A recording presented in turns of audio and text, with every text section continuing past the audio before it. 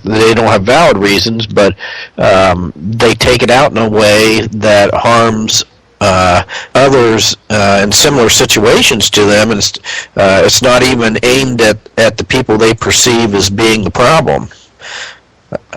And George, you've dealt with police forces in the past. I'd kind of be curious to hear what you think about that. Well, I think that if you want quality police to do the very difficult job that they have to do, and you got to understand that and I tell you, there's a lot of people that don't understand the difference between military and the police, because the police really are there to serve and protect. They're not there to go into attack mode. And if you want quality individuals, you've got to treat them with respect, and you've got to you don't have knee-jerk reactions. Now, I know that a report came out that the prosecutor acted on. I don't know how thorough that investigation was, how complete it was, and I don't know if she was justified in reaching the conclusions that she reached, but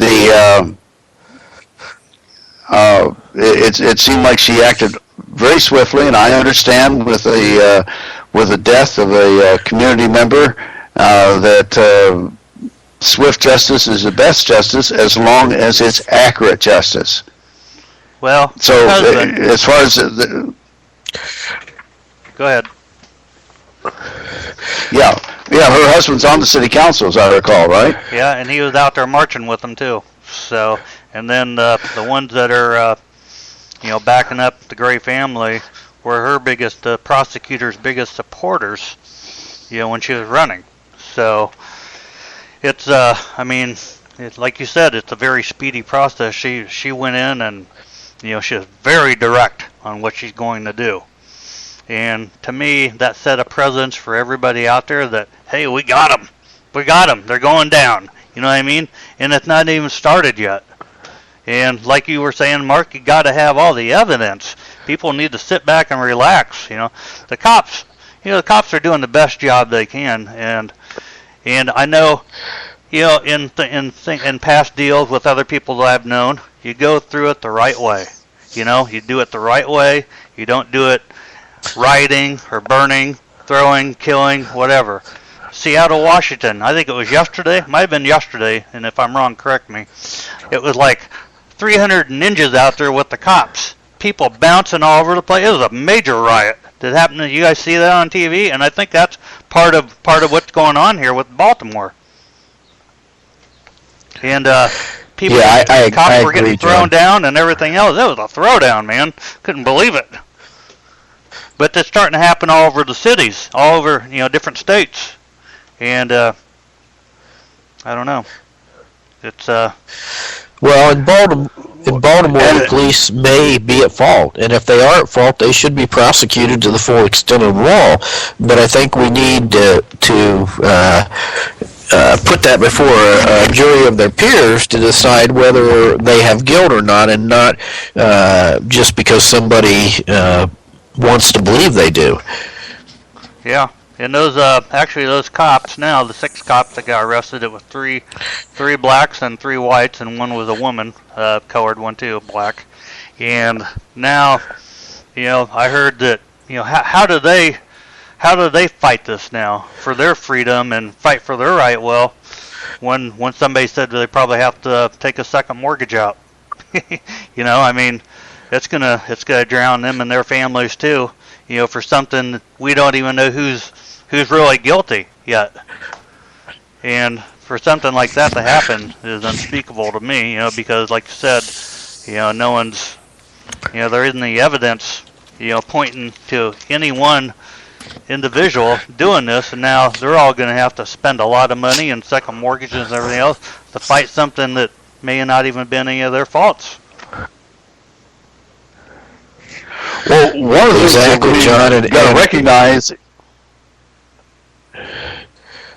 Go ahead, Mark. I was just going to say, George, was that, and how many people are going to have some reluctance now to become police officers because, the rush to judgment, and as we said earlier, a lot of them are just trying to do their job. That doesn't mean there aren't some bad apples, but they need to be dealt with individually as those bad apples are found.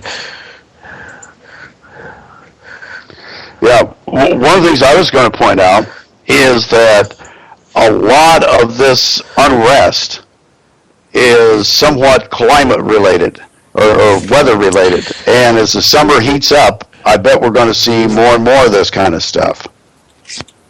And the thing it is, most communities won't allow that kind of behavior to occur in their communities. So that means that people that want to raise hell and cause damage are going to be doing it in their own neighborhoods.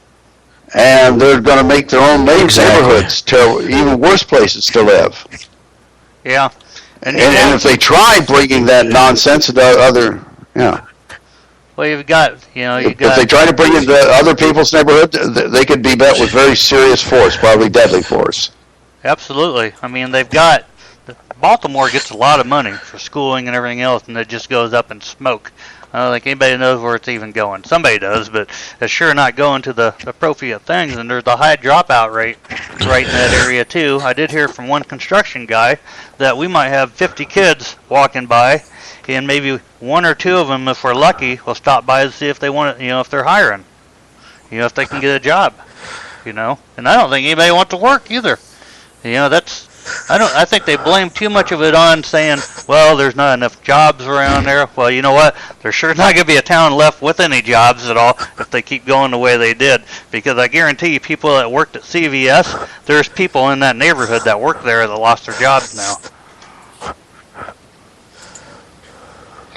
Right. And as we pointed out earlier, there's that store is not going to reopen, and a similar store won't reopen in all likelihood. No.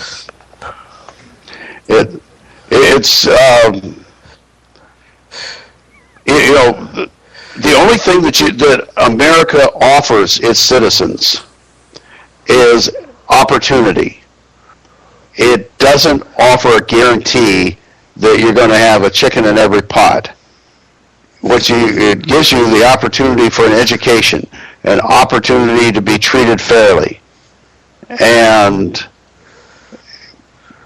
sometimes, some of our social programs seem to work against that whole concept. Well, there's plenty of opportunities out there for the black person, and I know some people that are black, and I know that the both of you probably know some too that got great jobs. I know two of them that lived in the ghetto of Chicago and could not wait to get out of there. They were black, and you know what? They couldn't even stand their race because they couldn't stand it. All the gangs and everything, they had to get out of there. My gosh, here they are today making $29 an hour. You know what I mean? Because they did not want to be like that. And they could have easily been like that if they would have just followed like some of them do. But they decided, that no, our life is not going to be like that, and I'm going to make something of myself. And probably good parenting, too. I'm sure they both had good parenting, the ones I know. So, and that helps also. Yeah, that cannot be overemphasized. If you're not learning at home, you're going to learn somewhere else, and that isn't necessarily learning the values you want to learn, or that we want people to learn.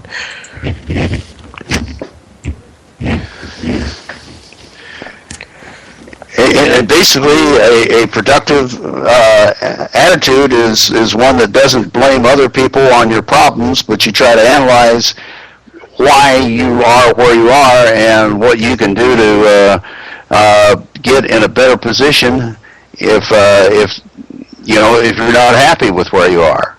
And one of the things that I see in these cauldrons of unrest is a lot of blaming of other people. I know they wouldn't have been this upset if somebody from another race was treated the same way.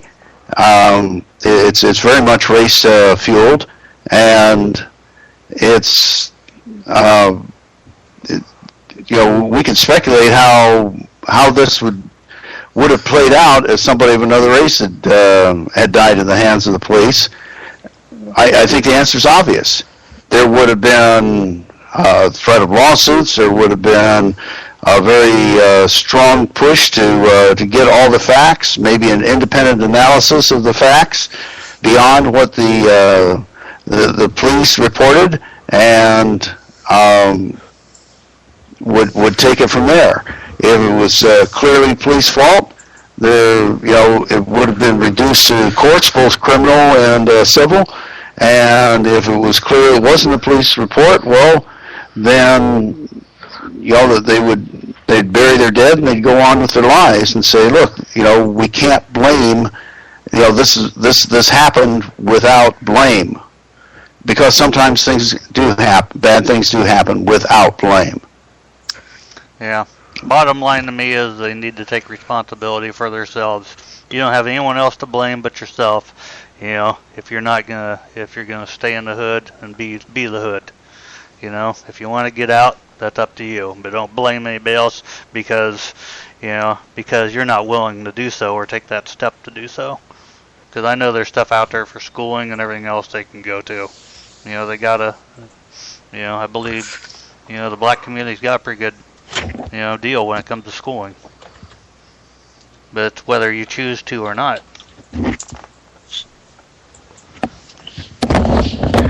And as we said before, a lot of this all begins at home. Yeah. If you have quality parents, you're going to have a quality student in general. No guarantees, but it's more likely to occur. But if we're out of line, I wish we could. Yeah. Well, they figured out how to make that telephone call in work. Hey, what happened? You got a phone call, and what happened? I got the phone call, answered it, and it bumped you guys out. And I couldn't find you to get you back on until I got back and got rid of Did the phone call? Oh. Yeah, the phone call popped up, and for some reason it linked you both out of it. So I don't know. I'm gonna have to talk to him about that and see what the deal is. But we're almost at the end of the show here. We only got a couple minutes. Play the end song here, and just quick. If you guys got something quick to say, go ahead and feel free to do her. Quicker out. If I can speak right. Jay, hey, I muted you because all right. Hey, have a good day and enjoy this spring weather for all the next 3 or 4 days it's going to last. Right on. How about you, Mark? And I'd just like to thank those who call in and those who listen to us, and hopefully we're adding some value to your lives, and we want to hear from you, so let us know your thoughts. Yep, and I appreciate everybody that had the patience, that's known about our show, and we've had problems with it. So, but until next weekend, this is Patriots on Wheels with John Fireball Anderson, George Tank Tinkham, and Mark Morrison from Central Illinois. A nice warm night. Next Sunday, we'll see you then.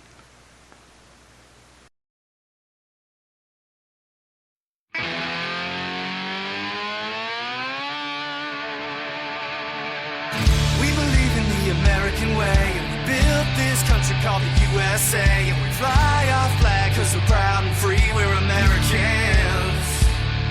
Red, white, and blue is our way of life. We never back down from a challenge or a fight. Nature provides, God gives the rights, we're Americans. We make up America, it's amazing America.